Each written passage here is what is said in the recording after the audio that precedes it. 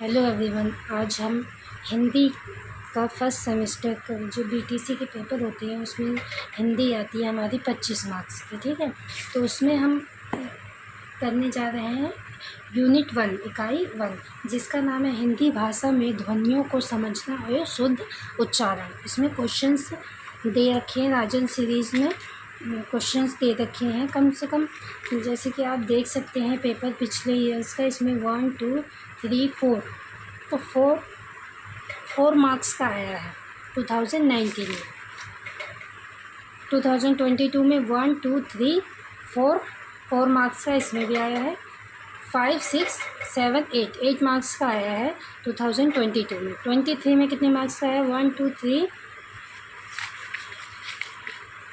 4 5 6 7 8 9 marks का आया है। ठीक है, तो ये बहुत ही इम्पॉर्टेंट है। तो चलिए स्टार्ट करते हैं। ठीक है, तो सबसे पहले हम समझेंगे कि भाषा किसे कहते हैं। भाषा किसे कहते हैं, पहला हमारा डेफिनेशन आ जाएगी कि भाषा किसे कहते हैं। हमसे पूछा लिया जाएगा कि भाषा किसे कहते हैं। भाषा विचारों को व्यवस्थित तरीके से प्रकट करने की प्रणाली को हम क्या कहते हैं? भाषा कहते हैं। विचारों की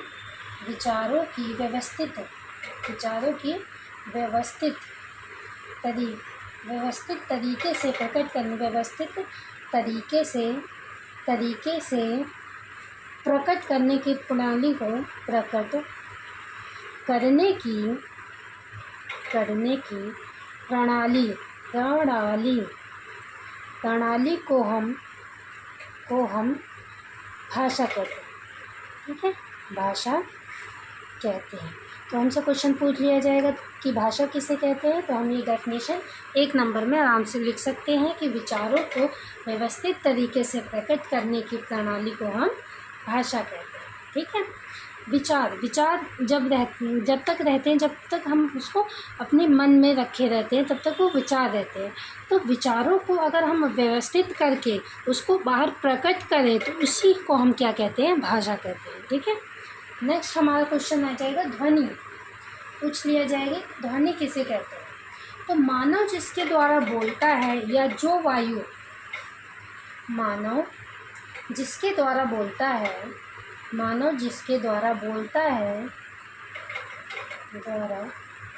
है या जो वायु जो हमारा मुख होता है, मुख वीवर होता है ना, जहाँ पे हमारा कंठ होता है, मुख वीवर से निकलकर वाग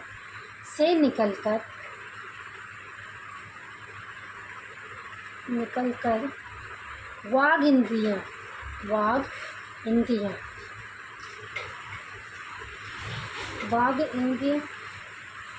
प्रकट होती है। वाग इंद्रियाँ क्या होती है? जिससे हमारे भाषा जो ध्वनि होती है वो निकलती है, तो वाग इंद्रियों द्वारा प्रकट होती है तो उन्हें हम क्या कहते हैं? ध्वनि कहते हैं। ध्वनि किसे कहते हैं? मानव जिसके द्वारा बोलता है। अगर ध्वनि नहीं होगी तो आप बोल पाएंगे? नहीं बोल पाएंगे। तो मानव जिसके द्वारा बोलता है या जो वायु मुख वीवर से निकलकर वाग इंद्रियों द्वारा प्रकट होती है, ध्वनि कहलाती है। क्या कहलाती है? ध्वनि कहलाती है। ठीक है, अब इसमें हमसे पूछ लिया जाता है कि जैसे अब इसमें हम पढ़ेंगे स्वर और व्यंजन के बारे में। ठीक है, तो हमसे पूछ लिया जाता है कि स्वर कितने होते हैं? 11 होते हैं। अभी मैं बताऊँगी कैसे। जैसे आ इ ई उ री, ए आए ओ आओ। ठीक है, आपने अंग आ भी पढ़ा होगा, अंग और आ, लेकिन ये स्वर में नहीं आते हैं। ये 4 4 8 और ये 3 11। ठीक है, तो ये स्वर कितने होते हैं? तो 11। आपसे पूछा है स्वर कितने होते हैं? तो 11। ठीक है, अंग और आ क्या है? ये है क्या है? अनुस्वार। ये अनुस्वार है, अनुस्वार, और ये क्या है? विसर्ग। इन दोनों को मिला के क्या बोलते हैं? इसको अयोगवाह। अयोगवाह क्यों बोला जाता है? क्योंकि ये योग्य नहीं है। स्वर के लिए जैसे स्वर स्वतंत्र रूप से बोले जाते हैं, तो ये स्वतंत्र रूप से नहीं बोले जाते, इसलिए ये अयोग्य है, मतलब स्वर के लिए योग्य नहीं है, तो अयोग है। ठीक है, तो अयोग्य इनको अगर हमसे पूछा जाए कि अयोग्य कितने होते हैं, तो हम बता देंगे 2 होते हैं। कौन कौन से होते हैं?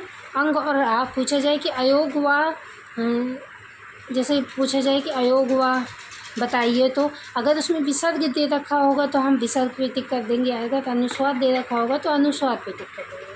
ठीक है, इस तरह के क्वेश्चन आ जाते हैं। अब हमारे स्वर हो गए, अब व्यंजन। ठीक है, तो व्यंजन हमारे पूछे जाते हैं तो वो 33 होते हैं। कितने होते हैं? 33। चलिए देखते हैं। का, ख, ग, घ, अण, अण, च, छ, ज, झ, इय, ट, ठ, ड, ढ, अण। ठीक है, ट, ठ, ड, ढ, न, प, फ, ब, भ, म। ठीक है, या, रा, ला, व, श, स, सा, ह, शत, तंग, ज्ञा और ये श। ठीक है, तो हमसे पूछिए व्यंजन कितने होते हैं, तो अब देखिए व्यंजन 33 होते हैं। कैसे? 1 2 3 4 5 6 7 8 9 10 11 12 13 14 15 16 17 18 21 22 23 24 25 26 27 28 29 30। इसमें होता है 30 और 31, 30 और 30 31 32 33। कितने हो गए? 33। 25 ये और 26 27 28 29 30 31 32 33, यहाँ तक। ठीक है, यहाँ तक ये कितने हो गए? 33। ये सारे इनको हमने क्यों नहीं लिया? अगर हमसे व्यंजन पूछा गया है तो हमने इनको क्यों नहीं लिया? क्योंकि ये संयुक्त व्यंजन होते हैं। अब संयुक्त व्यंजन कौन से होते हैं? संयुक्त व्यंजन वो होते हैं जो 2 व्यंजनों से मिलके बनते हैं। तो जैसे ये यहाँ पे देखते हैं, जैसे ये श्रा है, श्रा, तो श्रा किससे बना है? तो श्रा बना है का और शा से। किससे बना है? का और शा से। रा किससे बना है? त और रा से। आप बोलेंगे त्रा तो ता और रा सुनाई देगा, त्रा। ज्ञा बोलेंगे तो जा और या सुनाई देगा। ठीक है, शा बोलेंगे तो शा और रा सुनाई देगा, शा और रा। ठीक है, तो अगर आपको याद करना है तो ऐसे लिखते हैं हम, इसको ऐसे कर लीजिए, ठीक है, इसको ऐसे कर लीजिए उल्टा, यहाँ पे का बन रहा है ना, और ये ऐसे कर लीजिए, शा बन रहा है। याद करने का तरीका है। अब ये ता है, ता और रा आ रहा है। और ज्ञा में देखो, जब हम ज्ञा बनाते हैं, ऐसे बनाते हैं, तो पहले हमें जा बनाना पड़ता है, जा, और फिर इसको ऐसे कर देंगे तो इया बन जाएगा, है ना। तो ज्ञा, शा और रा में आपको सुनाई दे रहा है, शा रा, श्रा, श्रा, शा और रा दोनों सुनाई दे रहा है। ठीक है, तो ये संयुक्त व्यंजन होते हैं, इसलिए ये व्यंजनों में गिने नहीं जाते। और ये अयोग्यवा होते हैं, स्वर के योग्य नहीं होते इन्हें, इसलिए इन्हें हम अयोग्यवा कहते हैं। ठीक, ये अनुस्वार है और ये विसर्ग है। पूछा जाए अयोग्यवा कितने होते हैं, तो 2। ठीक है, चलिए इनको कहते हैं हम, जो ये का वाली लाइन है, इसको हम का वर्ग कहते हैं। क्या कहते हैं? का वर्ग। इसी तरह ये चा वर्ग, ठीक है, चा वर्ग, टा वर्ग, ता वर्ग और ये पा वर्ग। कितने वर्ग होते हैं? 5। तो इन सबको मिला दिया जाए, इन 5 लाइनों को मिला दिया जाए तो इन्हें हम स्पर्शीय व्यंजन कहते हैं। क्या कहते हैं? स्पर्शीय या फिर वर्गीय व्यंजन। वर्गीय व्यंजन क्यों कहते हैं?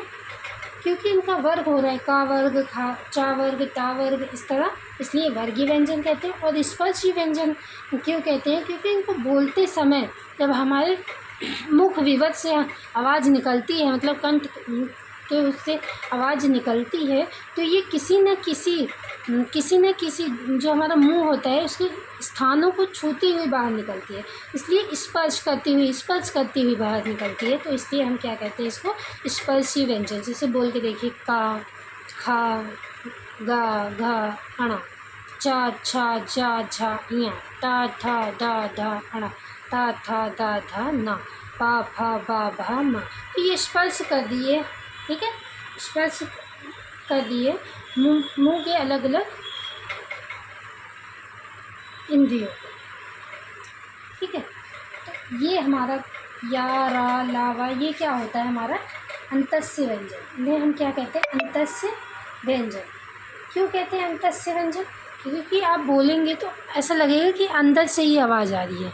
जैसे बोलिए या रा ला वा, या रा ला वा, ठीक है। तो ये अंदर से आवाज़ आ रही है, ठीक है। तो ये अब ये जो है हमारा ये ऊष्म व्यंजन है। अब इसे ऊष्म व्यंजन क्यों कहा गया है, क्योंकि जब आप बोलते हैं तो इसको बोलते समय क्या लगता है, एक संघर्ष करना पड़ता है। मतलब ऊष्म मतलब होती है गर्मी निकलती है। जब आप अपना हाथ आगे लाके और बोलिए श स ह, तो ऐसे हवा निकलेगी, गर्म हवा निकलेगी। संघर्ष करना पड़ रहा है, नहीं संघर्ष करना पड़ रहा है, तो ये क्या होती है ऊष्म व्यंजन। संघर्ष करना पड़ रहा है जिसकी वजह से क्या होती है, गर्मी उत्पन्न होती है। तो इसलिए जैसे श स ह, इसलिए इसको ऊष्म व्यंजन कहते हैं। अब देखिए, अब हमसे अल्पप्राण और महाप्राण के बारे में पूछ लिया जाता है। तो अब अल्पप्राण और महाप्राण आप समझ लीजिए। अल्पप्राण, ये का वाला अल्प होता है, पहला अल्प, ठीक है, दूसरा महा, तीसरा अल्प, चौथा महा, पांचवा अल्प। ऐसे याद कर लीजिएगा, अल्प महा अल्प, ठीक है। अल्प मतलब कम, मतलब इनको बोलते समय कम, अल्प मतलब कम, प्राण मतलब जो हवा निकलती है, तो कम हवा निकलती है, तो ये अल्प प्राण हो गए। ये महाप्राण मतलब ज़्यादा मेहनत करनी पड़ती है, ठीक है।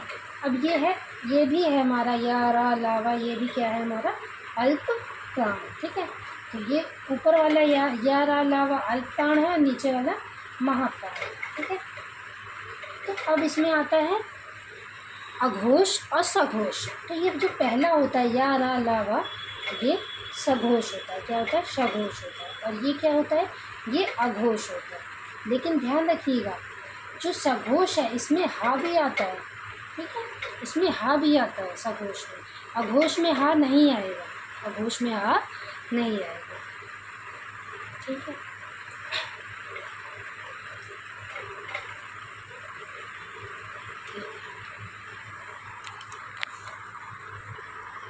अघोष और सघोष में आप ये याद रखिएगा कि जो अघोष होता है उसमें कंपन नहीं होती है, और जो सघोष होता है उसमें कंपन होती है, ठीक है। सघोष मतलब कंपन होती है, तो सघोष को हम घोष भी कहते हैं, सघोष को हम घोष भी कहते हैं। कहीं कहीं घोष दे दिया होगा, ठीक है, तो इसको ध्यान रखिएगा। और कौन कौन से अघोष और सघोष, तो ये तो है ही।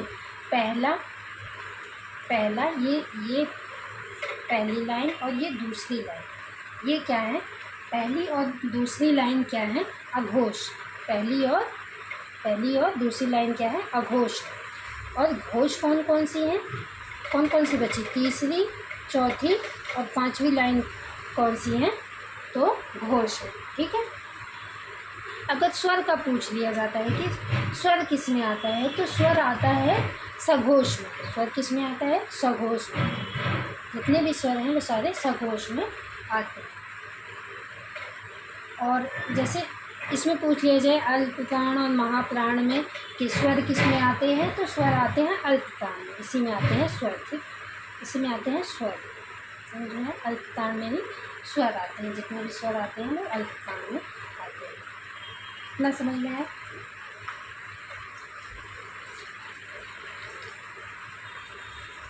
अब कुछ क्रम आ जाते हैं कि जैसे क्रम बताइए कि क्रम क्या है। तो क्रम होता है, जैसे सबसे छोटी होती है हमारी ध्वनि, जो भी हम बोलते हैं तो उसे हम ध्वनि कहते हैं।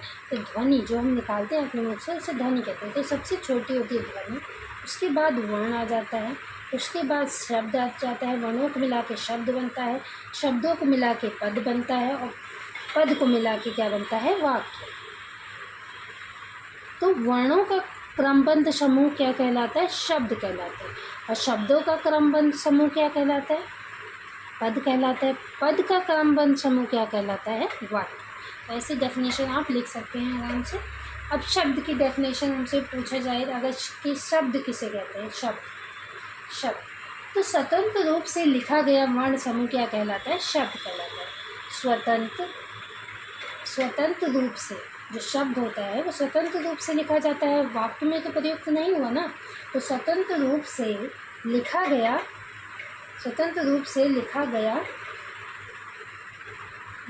वर्ण क्या कहलाता है, वर्ण समूह क्या कहलाता है, शब्द कहलाता है, समूह शब्द कहलाता है। अब पद पूछ लिया जाए तो वाक्य में प्रयुक्त शब्द ही पद है। जैसे हम कोई वाक्य लिखेंगे, जैसे हमने वाक्य लिखा, इसमें जो प्रयोग हुआ है शब्द, जो शब्द प्रयोग हुआ है वही क्या है, पद है। अगर शब्द वाक्य में प्रयोग है तो वो पद कहलाएगा, ठीक है। और अगर स्वतंत्र रूप से है शब्द तो वो क्या कहलाएगा, वो शब्द कहलाएगा, तो पद।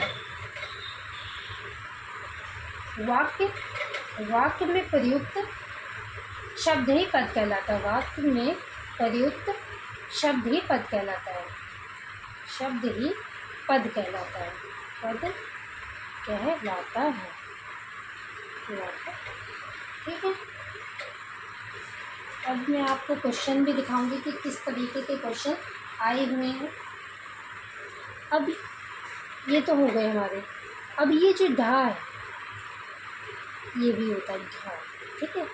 ये ढा ढक्कन है और ये ढा, इसके नीचे बिंदी आती है। ये इन दोनों को क्या कहते हैं, ये जो हो गया और ये, इन दोनों को कहते हैं, 3 नामों से जाने जाते हैं ये।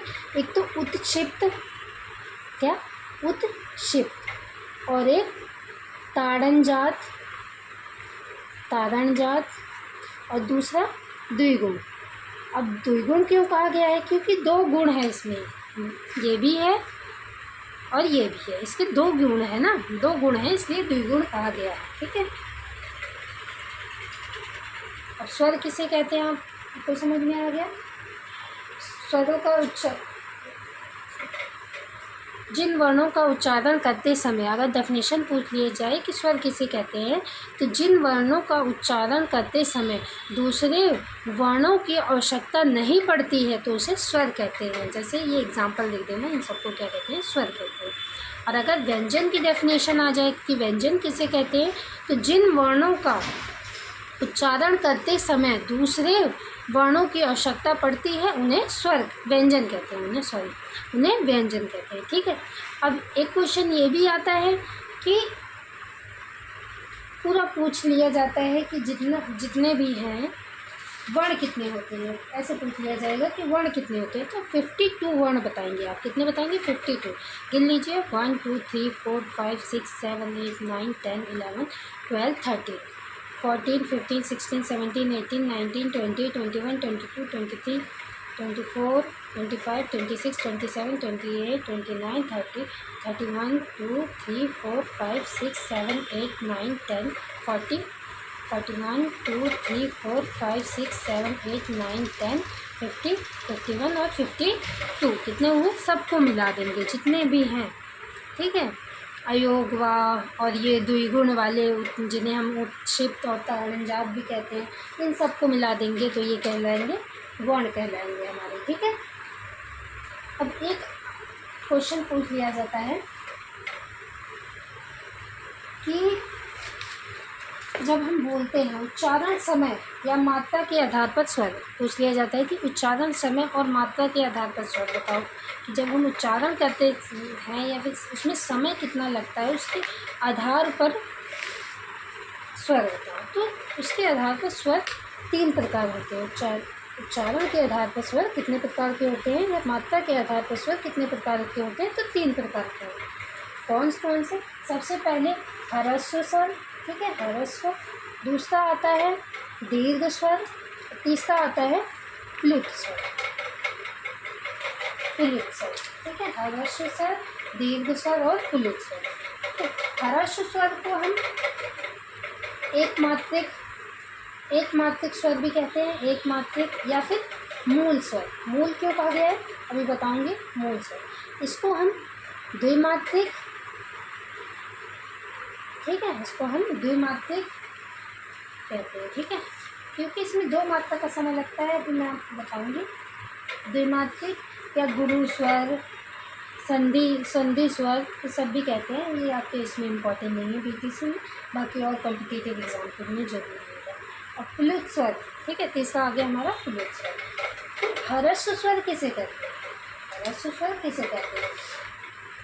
इन्हें मूल स्वर तथा एकमात्रिक स्वर भी कहा जाता है। इनको क्या कहा जाता है? मूल स्वर और एकमात्रिक स्वर कहा जाता है। इनके उच्चारण में क्या होता है? सबसे कम समय लगता है, ठीक है, इनके उच्चारण में सबसे कम समय लगता है, या फिर ये भी कह सकते हैं कि जिनके उच्चारण में एक मात्रा का समय लगता है, उनको हम क्या कहते हैं? ह्रस्व स्वर कहते हैं, ठीक है। डेफिनेशन आप लिख लेंगे, ठीक। इन्हें मूल स्वर तथा एकमात्रिक स्वर भी कहते हैं। इनके उच्चारण में सबसे कम समय लगता है, या फिर कह सकते हैं कि एक मात्रा का समय लगता है। अब इसमें आते कौन कौन से हैं? आ, ई, उ और री। यही क्यों आए? क्योंकि ये मूल है, मतलब इनको किसी को मिला के नहीं बने हैं। मूल क्या होता है कि जो मतलब मेन हो, किसी की मिलावट ना हो। मूल मतलब सबसे छोटा रूप मूल कहलाता है, ठीक है। तो मूल है, ये मूल स्वर है। आ, ई, उ, री। दीर्घ स्वर की क्या डेफिनेशन होगी? इनके उच्चारण में ह्रस्व से क्या होता है? दुगना समय लगता है, अर्थात 2 मात्राएं लगती हैं। इनमें क्या होता है? 2 मात्राएं लगती हैं। इसे हम क्या कहते हैं? दीर्घ स्वर कहते हैं। इसमें कौन कौन से आते हैं? बड़ा, बड़ी ई, बड़ा ऊ, ए, आए और ओ, आओ, ठीक है, ए, आ, ओ, आओ। अब जैसे ये बड़ा आ है, ये आ प्लस आ को मिला के बना है। बड़ी ई प्लस ई को मिला के बनी है, ठीक है। बड़ा ऊ प्लस ऊ को मिला के बना है। ऐसे ही ए कैसे बना है? आ प्लस इसको मिला के, ई को मिला के, ठीक है, ए बन गया। अब ए बन गया तो बड़ा ए बनाना है हमें, तो बड़ा ए कैसे बनेगा? आ प्लस ए बन गया ना हमारा, आ प्लस ए को मिला के बड़ा ए बन जाएगा, ठीक है। अब हमें ओ बनाना है, तो आ प्लस ऊ को मिला देंगे, आ प्लस ऊ को मिला के हमारा छोटा ओ बन जाएगा, ठीक है। अब हमारा ओ, छोटा ओ बन गया है ना, तो आ प्लस छोटा ओ को मिला देंगे तो ये बड़ा ओ बन जाएगा। समझ में आया? इस तरीके से आपको